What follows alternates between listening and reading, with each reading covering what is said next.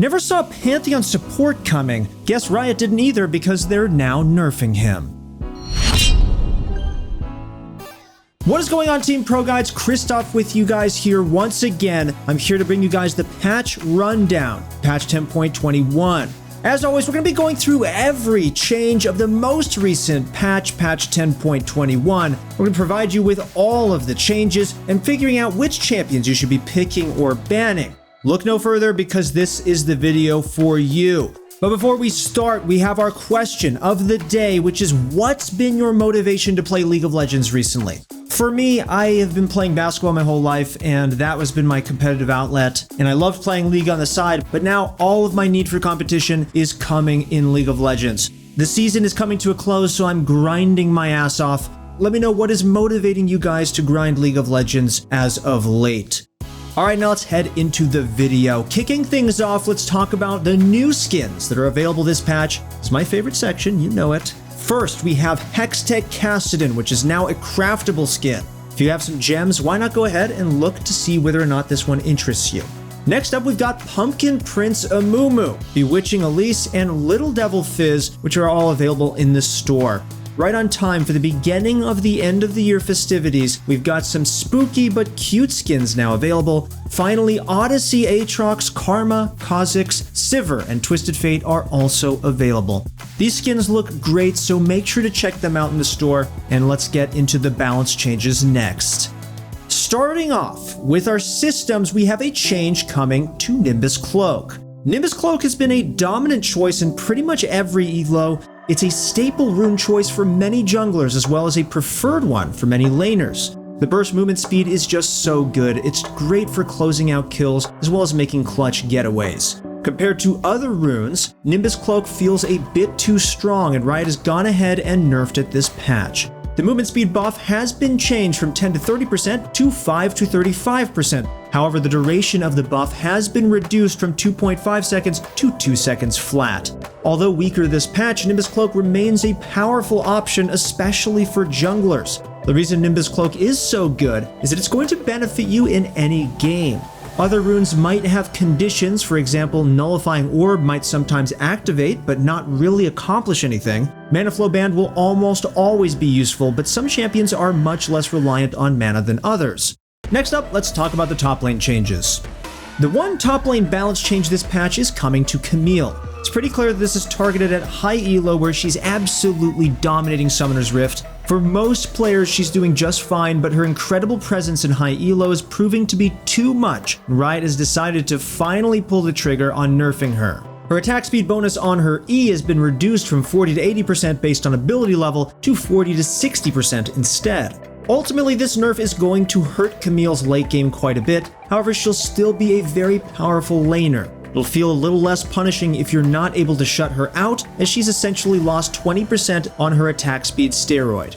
We'll leave Camille in the A tier for now. Again, she's at an okay place for most players, and this nerf isn't big enough to cause a significant shift in her power. Tune in later this week though for a mid-patch update because this change could definitely have bigger implications for high elo players, and we'll let you know. Alright guys, that covers our top lane changes, so let's run into our S tier picks. First up being Darius. My god, I hate this guy. He's been destroying me in lane every single patch. He is the lone warrior yet again in the OP tier. He's still going crazy with his incredible ban rates and presence in solo queue. When will they nerf this guy? Who knows, but maybe next season's massive changes might change things up. Following up in the S tier, we have Fiora, Garen, Jax, Urgot, Singed, Illaoi, and Shen. Alright guys, that is it for the top lane. Now let's head into the jungle. This is the end of the season coming up, and if you guys want to climb into gold or higher, you need to use ProGuides. We have challenger coaches waiting for you right now to teach you everything you need to know to get into gold or higher. Of course, you want those 6 skins, and you can't get it in silver below, so make sure to use ProGuides now in the description below.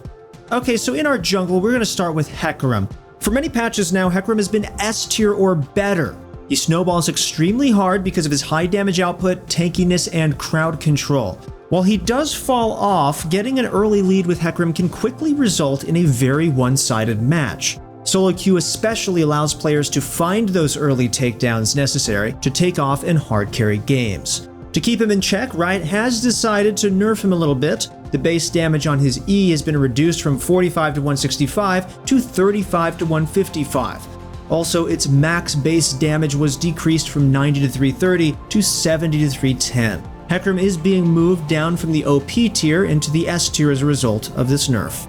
Another nerf we're seeing is a nerf to Graves. The armor he received on each stack of his E has been reduced from 8 to 20 to 6 to 18. Ultimately, this nerf doesn't hit Graves' damage output at all. He's a bit squishier though, and because he's a low-range marksman, losing some armor is definitely going to hurt quite a bit. Although we do believe Graves will still run rampant in high elo, we think that he'll fall off a little bit in the lower brackets. The reduced armor will hurt his jungle clear as well, leaving him with a little bit less health at most stages of the game. As a result, winning duels shortly after farming camps is going to end up being slightly harder than before as well. We've moved Graves down from the S tier into the A tier because of this nerf. Nidalee also got nerfed this patch. Nidalee's base damage has been reduced from 61 to 58. Considering that Nidalee's damage is primarily magic damage, this isn't a big nerf. It'll hurt her clear speed a bit, and of course she'll be slightly weaker in skirmishes, but overall Nidalee will basically be the same champion as before. Thus, we're going to be keeping her in the A tier at this time. Okay, now on to some buffs, starting with Trundle. Trundle has failed to readjust to the current meta following nerfs he received in the past. Tanks are quite popular nowadays, but there's no Trundle to keep them in check. Having counterplay is good, and thus Trundle is getting some love this patch. His passive healing has been changed. Instead of scaling up by percent intervals from 2 to 6 at specific levels, Trundle's passive now heals for 2 to 7%, with the scaling becoming smooth. To clarify, Trundle would basically gain 1% for every 4 levels on the healing, but now he gains a small portion of that percent with every level up, meaning that this is a buff in every scenario. Also, his W's cooldown has been reduced from 15 flat to 15 to 11 based on ability level. This is a huge buff to the ability, and it means that he'll basically be buffed up by his W at almost all times. Build some cooldown reduction and you have access to bonus attack speed, movement speed, and healing for as long as your mana bar will allow. We don't think that this buff will be enough to bring Trundle up a tier though, so we've left him in the B tier for now. Lee Sin also got buffed this patch. Following several nerfs, Lee Sin hasn't been able to find victories at any rank. To help him out though, his attack damage per level has been increased from 3.2 to 3.7. He'll end the game with about 9 more AD than before, which is a noticeable buff for sure. There's going to be a lot of changes next season, so keeping these changes light should help maintain some stability at the moment and also in the future. We'll keep Lee Sin in the B tier as well, because this buff won't affect his early game significantly. Guess who got another buff? Yes, it is the strange wild man, Udyr. No rework just yet, even though this man needs a rework. He is very basic and strange. So Riot is doing everything in their power to make sure he's still playable though. Udyr's Phoenix Stance pulse damage has been increased from 40 to 240 to 50 to 300. This is a huge buff for Phoenix Stance Udyr. It now deals 60 more damage during its pulse. Although getting off the entire channel is challenging, the fact that you can potentially get 60 more damage for free is a giant buff. So Udyr basically just got 60 more damage, and this should hopefully be enough for him to keep up with his competition. In spite of his lackluster ability set, buff after buff have left Udyr in a pretty good spot. His numbers look really good right now, and our analysts are confident that he can hold his own in the A tier next patch. For this patch, we've got Rammus as our OP pick, followed by Hecarim, Evelynn, Kha'Zix, Fiddlesticks, Nunu, Rek'Sai, Vi, Elise, and Kayn in the S tier. Rammus remains a monster pick in low to mid elo, and even minor Trundle buffs probably won't change that. Next, let's run through the mid lane.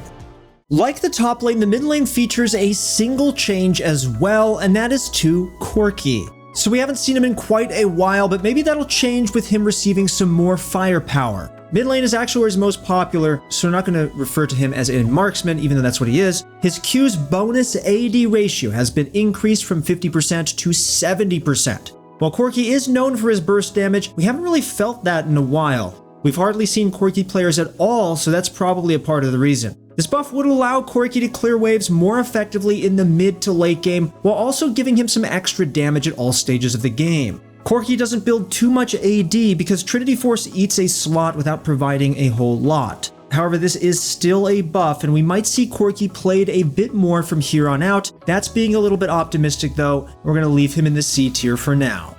With no other changes, our OP and S tiers remain the same from our mid-patch update. We've got Yone as our OP pick, followed by Fizz, Vladimir, Zed, Talon, Echo, Diana, Annie, Nocturne, and Yasuo in the S tier. Alright guys, that's it for the mid lane. Now let's talk about the bot lane. And for all of you ADC mains out there who want to climb, we have an amazing course from Doublelift himself. Yes, he didn't do too well at Worlds, but he is still one of the best ADCs in the world. Come check it out on ProGuides if you want to learn from the best. Highly recommend it. Okay, so there are 2 changes in the bot lane, so let's get started. Samira, we have to talk about her. She is absolutely broken, let's just face it. She's been nerfed this patch, and for good reason. Putting a hack and slash themed character into the game is a cool idea, and I'm sure that with enough fine-tuning she'll fit right in. However, right now she's not quite there yet, and is just way too strong. This nerf by itself probably won't fix that, but maybe in following patches we'll find more balance changes to follow up. Her E's cooldown has been increased from 15 to 11 to 20 to 12, while the attack speed bonus has been reduced from 30 to 50% to 20 to 40%. This nerf hits Samira's damage output at all points in the game. On the other hand, increasing the cooldown on her E makes her a lot more reliant on finding takedowns. Without them, Samira will feel much more vulnerable, but with them, she'll remain just as strong. This increased cooldown should also make it easier to punish Samira whenever she wastes the ability. Samira will stay in the OP tier in spite of this nerf. Aphelios, on the contrary, was buffed this patch. The lethality stat bonus he received has been increased from 2 to 12 to 3 to 18. Also, his ultimate is set to receive some buffs. Severum's healing has been increased from 200 to 400 to 250 to 500. Crescendum's chakrams have been increased from 3 to 4, Calorum's R mark damage has been increased from 20 to 70 to 40 to 100, Infernum's damage has been increased from 75% to 85%, while Gravitum's R root duration went up from 1 to 1.25 seconds. While we're used to seeing Infernum ultimates take out entire teams in an instant, Aphelios' other guns have felt a little bit lackluster in comparison. Both Calibrum and Gravitum's ultimates have received some love, as they're the ones we see used least often. The extra root duration should make Gravitum a much more appealing option with some extra lockdown time. Calibrum's buff should make it a more viable choice when Aphelios needs some extra damage to hopefully burst down his targets. For now, we'll leave him in the A tier, but we'll make sure to keep tabs on him throughout the patch. Our OP pick, like we mentioned, is going to be Samira. Her high damage output, mobility, and synergy with lifesteal make her an excellent solo queue carry. She's very self-sufficient, and that's something marksman players love to hear. The S tier picks following up are Caitlyn, Ashe, Jhin, Draven, Ezreal, the Lux and Sona duo, Misfortune, and Vayne. Finally, let's wrap things up with supports. First up is a nerf for Pantheon support. Pantheon support has taken Summoner's Rift by storm as of several patches ago. It's at this moment that Riot has finally decided to take measures against it. They don't like that he's this useful with basically no damage items. Pantheon's Q damage has been readjusted from 75 to 215 plus 100% of his bonus AD to 70 to 190 plus 115% of his bonus AD. His Q's Mortal Will bonus damage was also changed from 100 to 115% as well. Overall, this change is intended to make it so that the support Pantheon will have lower base values to work with and thus deal less damage than before. We've seen changes like these all the time, and it's certainly going to make Pantheon support much weaker than before. In cases where you build a lot of attack damage, however, you might find that you're stronger than before as a result of these changes. We've gone ahead and moved Pantheon down to the B tier as a result of this nerf. For buffs, Karma made the list this patch. Her passive and essentially her ultimate ability got some love. When hitting enemies with spells, the cooldown reduction on her R has been increased significantly. Rather than reducing the mantra cooldown by 2, 3, or 4 seconds at levels 1, 7, and 13, it now reduces it by 2, 4, or 6 at levels 1, 6, and 11. However, the cooldown reduction off of basic attacks has been reduced from 1 to 2 based on level to 1 at all levels. Finally, her R's cooldown was decreased from 45 to 36 to 40 to 34. Taking all of this into consideration, it's a net positive shift in power. Pretty rare that you'll be able to basic attack multiple times, so the adjustments to the reduction from ability hits is a very nice buff for Karma. Landing multiple basic attacks is something much more commonly seen with solo lane Karma, thus she might feel a little bit weaker mid or top, but as a support she's certainly stronger in basically every situation. Karma has been underperforming, and this buff should give her some extra tools to work with and claw her way back into the meta. In cases where they repeatedly whiff, they'll probably still struggle quite a bit. Karma will stay in the C tier for now, but we do think that she's on the border of the B tier. Make sure to keep an eye out on our channel for our mid-patch update next week as well. For supports, our S tier consists of Lulu, Blitzcrank, Senna, Soraka, Bard, Morgana, Nami, Janna, Leona, Alistar, and finally Lux.